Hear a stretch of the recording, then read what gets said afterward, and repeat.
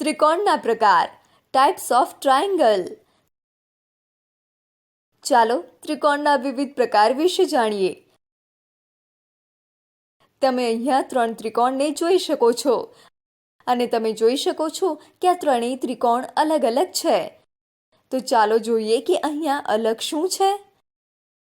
પહેલો ત્રિકોણ કે જે ડાબી બાજુએ છે તેમાં તમે જોઈ શકો છો કે ત્રણેય બાજુઓ સમાન છે અને જ્યારે ત્રણેય બાજુઓ સમાન હોય ત્યારે ત્રણેય ખૂણાઓ પણ સમાન હોય છે. આ પ્રકારના ત્રિકોણને સમબાજુ ત્રિકોણ કહેવાય છે. હવે મેં કહ્યું કે ત્રિકોણના ત્રણેય ખૂણા પણ સમાન છે. શું આપણે તે સાબિત કરી શકીએ છીએ? તેને સાબિત કરવા માટે એક નાનકડો પ્રયોગ કરીને જોઈએ. તમે શું કરશો? તમે 2 સમબાજુ ત્રિકોણ બનાવશો. અર્થાત તમે સુનિશ્ચિત કરો કે ત્રિકોણની ત્રણેય બાજુઓની લંબાઈ એક સમાન હોય અને તમે આ પ્રકારના 2 ત્રિકોણ બનાવો. તમે પહેલા ત્રિકોણને સ્થિર કરો અને બીજા ત્રિકોણને તેની ઉપર રાખો. હવે તમે જોઈ શકશો કે તે પહેલા ત્રિકોણ પર પૂરેપૂરો આવી જશે. તો શરૂઆતમાં ખૂણો P એ ખૂણો A ની બરાબર ઉપર આવી જશે. હવે ઉપરના ત્રિકોણને આવી રીતે ફેરવો કે જેથી ખૂણો P ખૂણા B ની ઉપર આવી જાય અને જુઓ કે તે B ની સાથે સંપૂર્ણપણે આવે. જો ત્રણેય ખૂણાઓ PQR ખૂણા ABC ની ઉપર સંપૂર્ણપણે આવી જાય તો તેનો અર્થ એ છે કે ખૂણો બિલકુલ બરાબર છે. આવી રીતે તમે એક નાનકડા પ્રયોગ દ્વારા ચકાસણી કરી શકો છો કે ત્રણેય ખૂણાઓ બરાબર છે. હવે મેં અગાઉ કહ્યું છે કે આ ત્રણેય ખૂણાઓ સરખા છે, પરંતુ આપણે જાણીએ છીએ કે ત્રિકોણના ત્રણેય ખૂણાઓનો સરવાળો 180 અંશ હોય છે.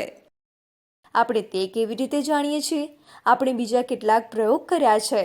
તમે તેને અન્ય વિડીયોમાં ચકાસી શકો છો, જ્યાં આપણે જોયું છે કે ત્રિકોણના ત્રણેય ખૂણાઓનો સરવાળો 180 અંશ થાય છે, કારણ કે સમબાજુ ત્રિકોણના બધા જ ખૂણાઓ સમાન હોય છે. તેથી 180નો 3 વડે ભાગાકાર કરીએ તો આપણે સમજી શકીએ કે સમબાજુ ત્રિકોણનો દરેક ખૂણો 60 અંશનો હોય છે. જો તમે ઈચ્છો તો તમે એક સમબાજુ ત્રિકોણ બનાવી શકો છો અને તેના ખૂણાઓને કોણ માપકની મદદથી માપી શકો છો. ચાલો હવે બીજા ત્રિકોણને લઈએ.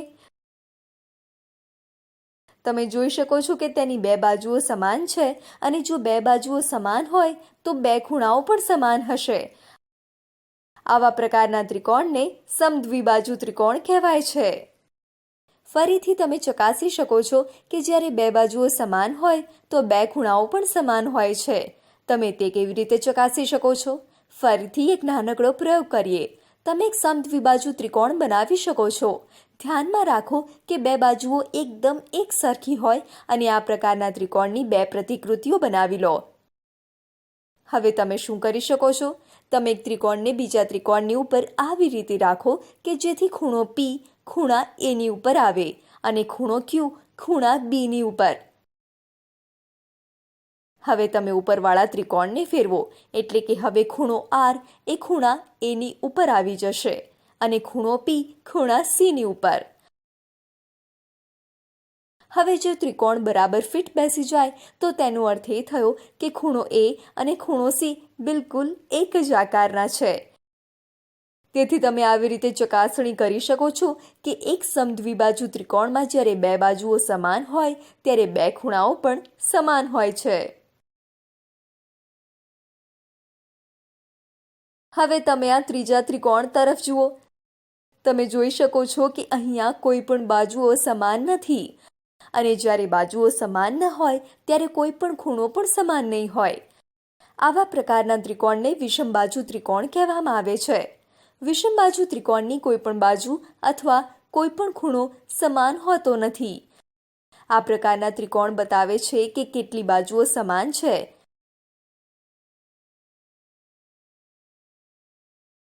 આ એક અન્ય પ્રકારનો ત્રિકોણ પણ છે. હવે આ ત્રિકોણને જુઓ. તમે જોઈ શકો છો કે તેના બધા જ ખૂણાઓ લઘુકોણ છે. લઘુકોણ એટલે અર્થાત તે 90 અંશથી નાના હોય છે. આવા પ્રકારના ત્રિકોણને લઘુકોણ ત્રિકોણ કહેવાય છે. હવે અહીંયા બીજો એક ત્રિકોણ છે. અહીંયા તમે શું જોઈ શકો છો? તમે જોઈ શકો છો કે તેનો એક ખૂણો કાટકોણ છે. કાટકોણ એટલે એવો ખૂણો કે જેનું માપ 90 અંશ હોય. જ્યારે એક ત્રિકોણને એક ખૂણો કાટકોણ હોય ત્યારે તે ત્રિકોણને કાટકોણ ત્રિકોણ કહેવામાં આવે છે. આપણે કહ્યું કે તેનો એક ખૂણો કાટકોણ છે. શું તેના એકથી વધારે કાટખૂણા હોઈ શકે છે? ના. શા માટે નહીં? કારણ કે આપણે જાણીએ છીએ કે ત્રિકોણના ત્રણેય ખૂણાઓનો સરવાળો 180 અંશ હોય છે. એક ખૂણાનું માપ 90 અંશ છે, એટલે કે બાકીના બે ખૂણાઓનું માપ 90 અંશ થશે, કારણ કે 90 + 90 = 180. તેથી બાકીના બે ખૂણાઓનો સરવાળો મળીને 90 અંશ થશે. અર્થાત આપણે જે કાટકોણ જોયો છે તેના સિવાય અન્ય કોઈ કાટકોણ ન હોઈ શકે. હવે અહીંયા આગળનો પ્રકાર છે. તમે જોઈ શકો છો કે આ ત્રિકોણમાં એક ગુરુકોણ છે. ગુરુકોણ એટલે શું? ગુરુકોણ એટલે જેનું માપ 90 અંશથી વધારે હોય. આ પ્રકારના ત્રિકોણને ગુરુકોણ ત્રિકોણ કહેવામાં આવે છે. ફરીથી, શું અહીંયા એક કરતાં વધારે ગુરુકોણ હોઈ શકે છે?